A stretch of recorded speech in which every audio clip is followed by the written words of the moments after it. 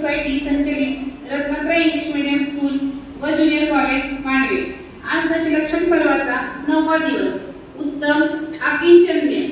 दररोज वेगवेगळ्या धर्माची माहिती आपण ऐकत आहोत।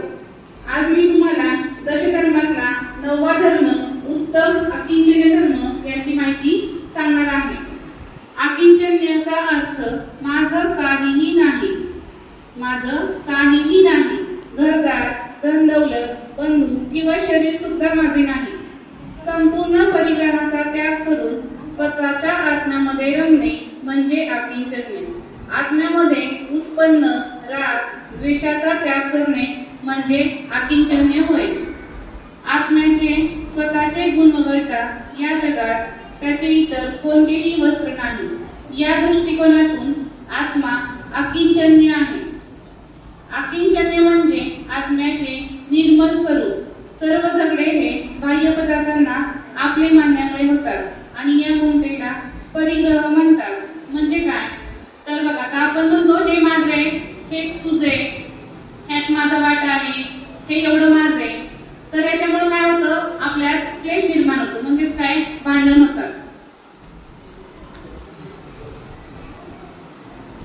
श्री संवतभद्राचार्य यांनी रत्नकरंडक श्रावचक्रात म्हटले आहे, गृहस्थो मोक्ष मार्गस्थो निर्मोही नैव मोहवान। याचा अर्थ मोहमुक्त गृहस्थ हा मोक्ष मार्गी आहे। मोही गृहस्थाच्या अंतरंग आणि बहिरंग दोन्हीकडे परिग्रह असतो। या उलट मोहशून्य गृहस्थाच्या अंतरंगात संसाराचा थोडाही अंश नसतो। परिग्रहाचे 2 प्रकार आहेत, अंतरंग परिग्रह आणि बाह्य परिग्रह। परिग्रहामध्ये क्रोध, मान, माया, लोभ इत्यादींचा समावेश होतो, तर बाह्य परिग्रहात क्षेत्र, वस्त्र, सुवर्ण, गोधन, दासी, दास यांचा समावेश होतो। आकिंचन्य धर्म मोहाचा त्याग करायला सांगतो। अनावश्यक गोष्टींचा त्याग करून आवश्यक गोष्टींसोबत जीवन जगणे म्हणजे आकिंचन्य आहे। आत्म्याच्या गुणाशिवाय या जगात आपले काहीही नाही। आकिंचन्य म्हणजे आत्म्याचे निर्मल स्वरूप। जो जीव शरीराला स्वतःचे मानतो आणि त्यातूनच मोह, माया, क्रोध उत्पन्न होते। सायंकाळी पक्षी फिरत फिरत आपल्या घरट्यात जाऊन विश्रांती घेतात आणि सकाळी उठून वेगवेगळ्या दिशाला जाऊन आपापले काम करतात। त्याचप्रमाणे मनुष्याचे पण असेच असते। जुन्या संयोगाने आपण एकत्र आलेलो असतो, पण जीवनाचा प्रवास एकट्यानेच करायचा आहे। आप अकेले अवतरे मरे अकेला होय, यू कबहू इस जीव का साथी सगा न होय। बघा, म्हणजे आपण या जगात एकटे आले, म्हणजे आपण म्हणतो हा माझ्या जवळचा आहे, तो माझा लांबचा आहे, हा माझा मित्र आहे, तो माझा मित्र नाहीये, पण असं काही नाहीये। शेवटी तुम्हाला तुमचा प्रवास जो आहे जीवनाचा किंवा आयुष्याचा तुम्हाला एकट्यानेच करायचा आहे। मी तुम्हाला आकिंचन धर्माबद्दल त्याच्याविषयी गोष्ट सांगते। एक राज्य असते, त्या राज्याचा राजा कलासागर नावाचा राजा असतो। तो राजा खूप गुणवंत, बुद्धिवंत असतो, खूप हुशार असतो, धनवान असतो। त्या राजाला एक मुलगी असते आणि ती मुलगी त्याची खूप लाडकी असते। तो राजा त्या आपल्या मुलीचे खूप लाड करत असे। ती मुलगी खूप लाडात वाढलेली असते। मग ती आता मुलगी मोठी झालेली असते। मग राजाच्या मनात विचार येतो की आता आपली मुलगी मोठी झालेली आहे, आता तिच्या लग्नाचा विचार आपण केला पाहिजे। मग राजा तिच्यासाठी स्थळ शोधू लागतो। त्या राजाच्या मुलीसाठी खूप म्हणजे मोठी मोठी स्थळे येतात, मोठ्या मोठ्या राजकुमारांची वेगवेगळ्या राज्यातून स्थळे येतात, पण त्या राजाला एकही स्थळ पसंत पडत नाही। तो सगळी स्थळे नाकारतो।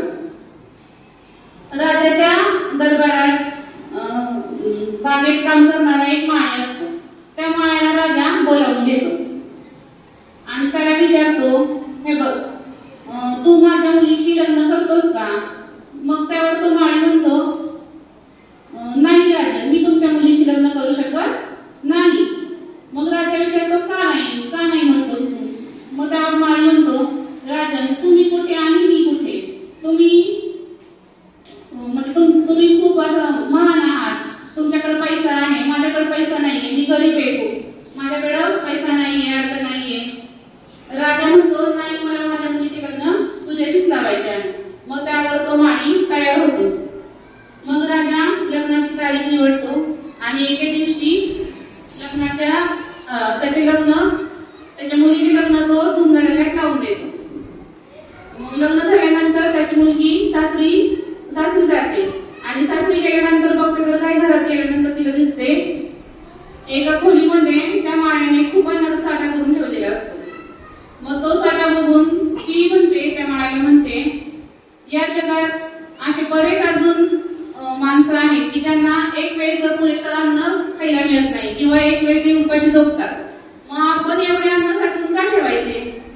आपण जेवढं लागेल आजच्या पुरतं तेवढंच साठवलं पाहिजे.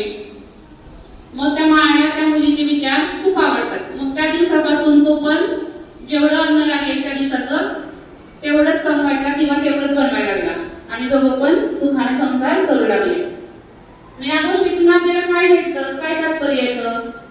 तर आपल्याला जेवढं पाहिजे, जेवढं आवश्यक आहे तेवढंच आपण मिळवावं, जास्त हाव करू नये.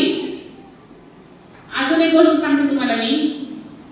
एकेकाळी एका गावामध्ये एक तपस्वी महाराज येतात आणि लोकांचं असं म्हणणं होतं की ते महाराज, त्या महाराजांचा जो कोणी आशीर्वाद देईल तो माणूस धन्य होतो.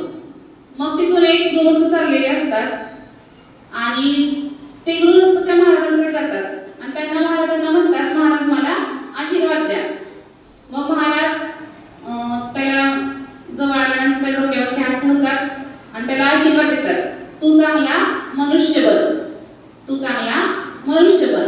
मग तो विचार करतो जरा आणि म्हणतो, महाराज मी तर पहिल्यापासूनच मनुष्य आहे, मग तुम्ही मला असा आशीर्वाद का दिलास?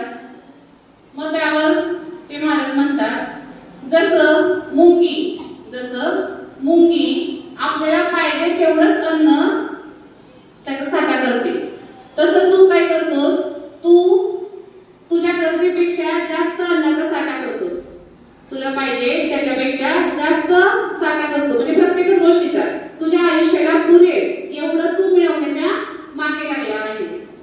तसं मुंगी काय करते, रोजचं अन्न जेवढं आज पाहिजे तेवढंच गोळा करते, उद्याचं पण करून ठेवते नाही, आजच्या पुरतं आजच. मग तसं तू काय करतो, आयुष्यभराचं गोळा करण्याच्या मागे लागला आहेस. याच्यामुळे तू काय करतोय, तुझं आयुष्य बरबाद करतोय. त्याच्यामुळे तू काय होता